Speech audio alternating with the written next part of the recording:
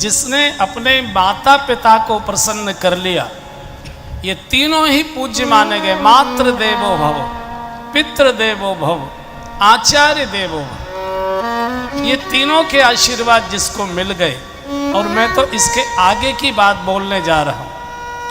जिसने अपने आचरण से, व्यवहार से, वाणी से, चेहरे के हाव भाव से अपने वृद्ध माता पिता को प्रसन्न कर लिया, अपने वृद्ध माता पिता के हृदय को आनंद प्रदान कर दिया, अपने माता पिता का आशीर्वाद ले लिया, उस बेटे को दुनिया में किसी आशीर्वाद के लिए कहीं जाने की आवश्यकता नहीं है।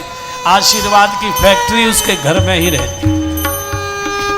और जिस बेटे ने अपनी वाणी से, अपने चेहरे के बनावट और हाव भाव से, अपनी फटकार से अपने वृद्ध माता पिता को रुलाया है, दुखी किया है, वो सारी दुनिया के तीर्थों में मारा मारा घूमे, उसका कहीं कल्याण नहीं होता, उसका कहीं उद्धार नहीं होता।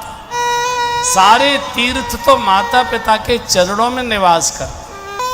जिन्होंने अपने आचरण से, वाणी से, व्यवहार से अपने वृद्ध माता पिता को प्रसन्न कर लिया, उनको फिर किसी दूसरी जगह आशीर्वाद मांगने की आवश्यकता नहीं। लेकिन हम दुनिया के सामने गिड़गिड़ाते घूमते, यहाँ नाक रगड़, वहाँ नाक रगड़, यहाँ माथा टेक, वहाँ माथा टेक, और आशीर्वाद की फैक्ट्री घर में है। और मैं ये बोला करता हूँ, जो बेटा अपनी पत्नी और अपने बच्चे के सामने अपनी बूढ़ी माँ को आंख निकाल कर फटकारता है, अपने पिताजी को फटकार कर बोलता है, माँ कुछ मुख से तो नहीं बोलती, लेकिन बेटे के चेहरे की ओर देखकर रोने लगती है। उस माँ को अपना प्रसव का काल दर्द याद आ जाता है। और शास्त्र में ये उल्लेख है कि सबसे भयानक पीड़ा ये प्रसव की होती है। 1000 जहरीले बिच्छू एक साथ डंक मारें, उनकी जितनी पीड़ा होती होगी, वो पीड़ा माँ को, बच्चे को जन्म देते समय होती है।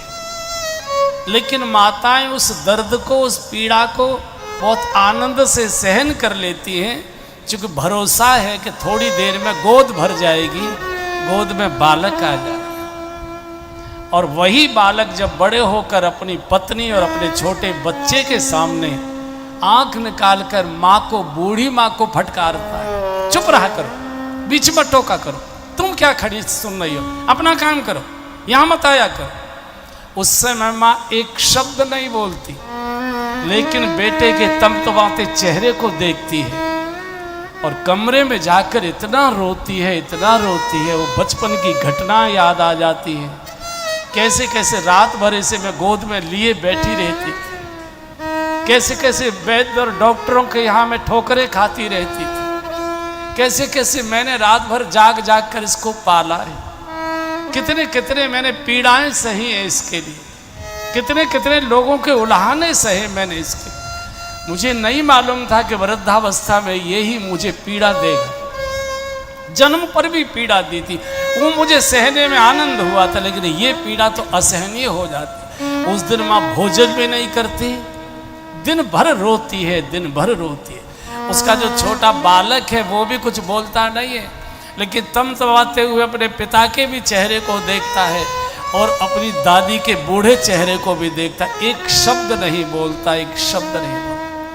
और यही उसका बेटा जब बड़े होकर इस बाप को फटकारता है किसी बात पर, और बाप जब डांट कर कहता है, खबरदार, पापा को ऐसे बोला जाता है, पापा से बोलना नहीं सीखा तुमने, तो बेटा कुछ बोलता नहीं है, लेकिन बेटे को पापा के उस समय के तमतमाते चेहरे की याद आ जाती है कि तुम मेरी दादी को कैसे तमतमाते फटकारते थे, तुम मेरे दादाजी को कैसे कर। इसलिए मत सेवा करिए, मत माँ के पैर दबाइए, मत माँ के झूठे बर्तन उठाइए, मत माँ के बिस्तर को उठाइए बिछाइए, कुछ मत करिए।